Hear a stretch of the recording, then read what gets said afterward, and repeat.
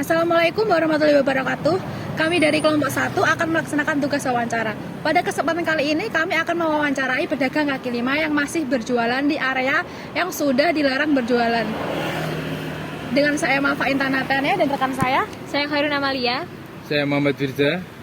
Saya Christine Febriana Prastiwi. Saya Fadila Nur Faizi. Inilah wawancara kami. Baik, saat ini saya sudah berada di lokasi wawancara di Jalan Diponegoro, tepatnya di depan BRI Pusat Tulungagung. Yang seperti pemirsa lihat masih banyak pedagang kaki lima yang nekat berjualan di daerah sini. Kali ini kita sudah berada di tempatnya, yaitu pedagang kaki lima. Permisi Mas, kalau boleh tahu namanya siapa? Saya Dika. Mas Dika. Kalau boleh tahu kenapa Masnya memilih berjualan di daerah sini? Karena untuk strateginya ini lokasi paling strategis ya Kak ya di Tulungagung. Karena Tulungagung kan bukan kota kecil juga, bukan kota besar tapi kota kecil gitu kan. Jadi kita memilih dekat jantung kota. Apalagi di sini dekat wilayah kantor-kantor juga. Jadi untuk jualan kami memang lebih cocoknya di sini. Tapi kalau setahu saya Mas ya, kalau di daerah sini itu pedagang kaki lima tidak boleh berdagang di pinggir-pinggir jalan atau menurut Masnya, bagaimana tanggapan Masnya tentang hal itu? Memang untuk area kota kan memang tidak diperbolehkan memang berjualan. Kami memang memahami. Tapi bagaimanapun juga kami di sini sebagai pedagang juga mencari nafkah kan Mas. Benar.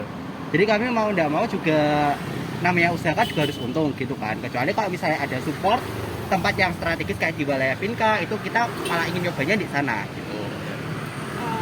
Sebelumnya apakah sudah pernah didatangi oleh petugas ataukah diberi sanksi begitu? Sering. Di sini sering berkali-kali, minggu lalu juga sempat ada gitu. Kita juga sempat steril, sempat coba di tempat lain juga, tapi memang namanya orang udah tahu ya kita jualan di sini, jadi kita balik lagi ke sini gitu Pak. Kalau boleh tahu sanksinya itu berupa apa Mas? Kalau untuk sanksinya kita sebenarnya teguran secara lisan dulu Kak gitu. Maksudnya cuma ada, ini kan memang kawasan kota kan. Jadi adalah beberapa waktu mungkin seminggu 2 kali atau 1 bulan sekali itu ada penilaian adiwiyata. Itu kita memang dikhususkan untuk tidak berjualan. Sebenarnya kalau sudah ya mungkin kita masih bisa ke sini atau mungkin kita mau nyoba tempat lain juga nggak masalah.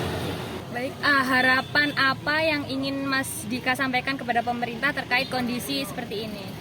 Harapan yang pertama, karena kan UMKM itu kan sebenarnya kan adalah usaha yang langsung terjerumus ke masyarakat ya Kak ya. Masyarakat banyak yang bergantung kepada UMKM juga karena ya mungkin lapangan pekerjaan nggak sebanyak itu juga yang dihasilkan atau yang dijanjikan gitu. Jadi harapan saya untuk UMKM ini sebisa mungkin lebih disupport gitu. Tapi diberikan lokasi lah kalau saya sarankan juga. Jangan hanya karena mungkin peraturan dari pemerintah itu kita dilarang berjualan, terus ketika ada apa-apa kita cuma dihimbau aja untuk tidak berjualan tapi tidak dikasihkan solusi. Memang kita menyadari kalau ini kan kesalahan kita jualan atau apa ya, cuma kalau baiknya mereka juga mensupport kita juga karena bagaimanapun tanpa masyarakat tanpa masyarakat kita mau gimana lagi gitu, karena ini adalah usaha yang secara langsung terhubung antara satu sama lain gitu. Terima kasih Mas ya untuk wawancara pada siang kali ini. Saya sangat mengucapkan dari teman-teman juga sangat amat terima kasih banyak. Baik, sekian wawancara kami dengan Mas Dika. Sekian dari kami, terima kasih. Dari Matcha, Renjana, Karamel, sama Americano. Selamat siang Kak, dengan kakak siapa? Dan saya Bagus Chandra Nurrahman. Baik Kak, apa alasan kakak memilih kopi ini sebagai jajanan kakak pada siang hari ini? Karena ya kopinya enak, terus tempatnya juga di pinggiran kota. Menurut kakak, apakah keberadaan pedagang ini mengganggu masyarakat atau malah membantu masyarakat untuk membelinya atau gimana? Untuk menurut saya sih membantu sih Kak, karena ya enak juga. Enak. Oke. Apakah kakak setuju jika pedagang dipindahkan ke tempat yang lebih strategis, lebih aman atau lebih tertib gitu? Ya kalau gitu juga nggak apa-apa sih, karena juga kalau di pinggir jalan sini kan tempatnya juga nggak ada tempat parkirnya. Terus apakah kakak sedia membelinya kalau sudah ditertibkan atau dipindahkan ke tempat yang lebih aman? Ya bisa juga sih, karena kan juga enak juga ada kopinya. Oke Pak. Baik Kak, terima kasih ya Kak ya. Sama-sama. Atas perhatiannya siang hari ini. Ya.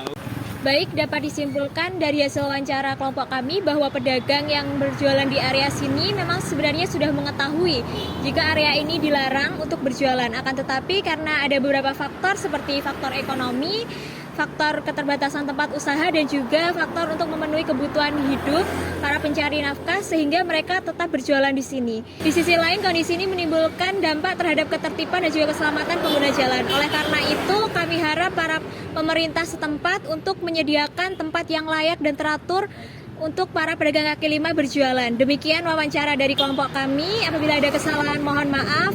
Saya beserta rekan-rekan saya pamit undur diri. Wassalamualaikum warahmatullahi wabarakatuh. Behind the Scenes